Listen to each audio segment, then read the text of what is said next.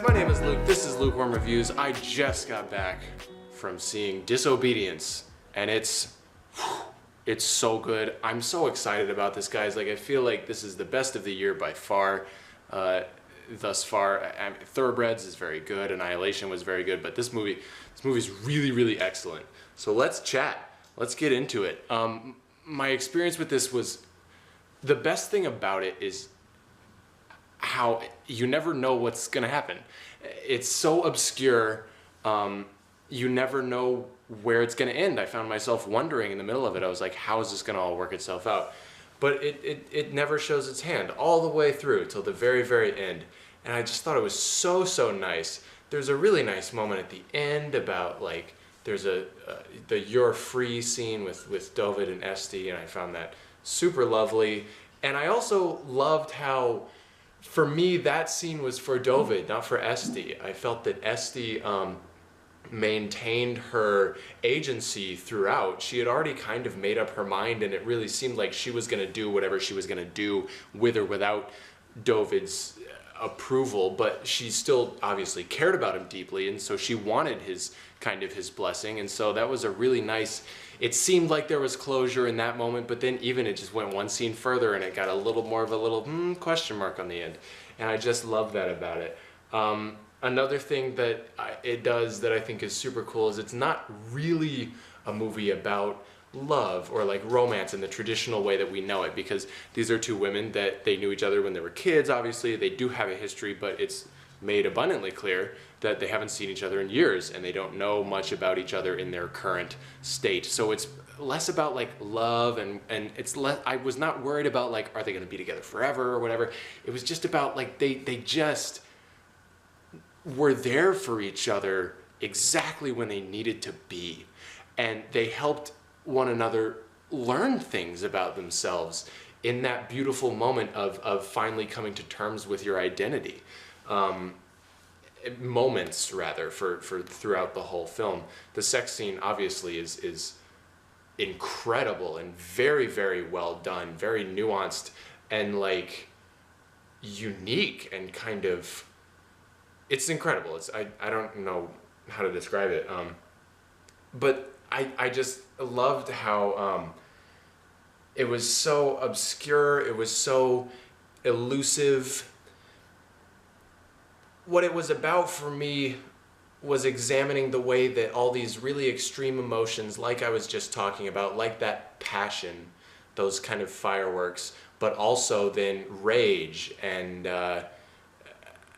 disapproval, how all of these emotions work within this really conservative framework where everything is underneath, everything is hidden, everything is obscured. We got to see so many different emotions, like right before David ultimately makes his decision to say you're free, to come to terms with the reality. There's this moment and he's behind this frosted glass, and it's a little bit overt, but it's a really lovely image, and it just kind of encapsulates everything. I also love how it doesn't caricaturize, I don't know if that's a word, it doesn't poke fun at or make mockery of the religion, the faith itself in any way, but rather the oppressive power structure surrounding said faith. Because I loved that Esti found comfort in her faith kind of throughout. I thought that was really nice that they didn't feel the need to make the character like throw away her faith or whatever, because it can be a really beautiful, helpful, lovely thing for a lot of people. The power structures that come with it obviously are problematic and often terrible, and that was what I felt was really on trial here, and I loved that about it.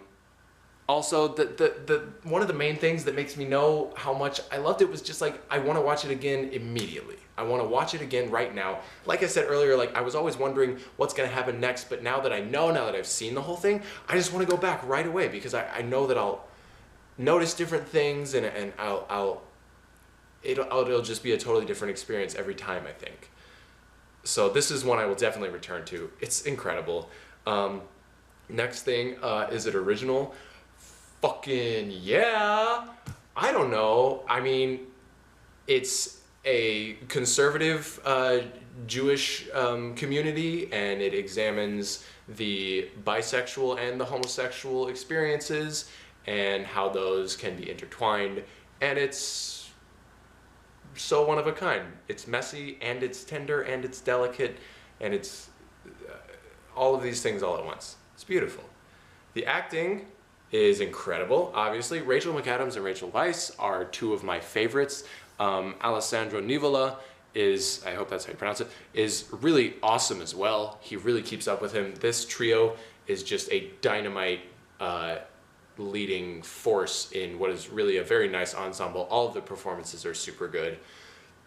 Last thing is the cinematography is great. The music in particular, very, very good, especially during the really emotional moments. There's an incredible crescendo during the sex scene. There's a very nice track during the final scene in the synagogue. It's just beautiful. The design is great. It's clearly very thoroughly researched, and the world feels authentic and lived in. I'm psyched about this. This movie is remarkable. I hope I got out everything that I wanted to say. I think I did. Just so unique, so enigmatic, so well performed. I want to see this again. Please go see this movie if it's playing anywhere near you. It's phenomenal. It's way better than all that other trash that's out in the theaters right now. So yeah, if you've seen it, let me know what you think. Share this with your friends. This movie is very special to me now, and I'll be back soon. Share, subscribe. You're the best, guys. Hey, see you later.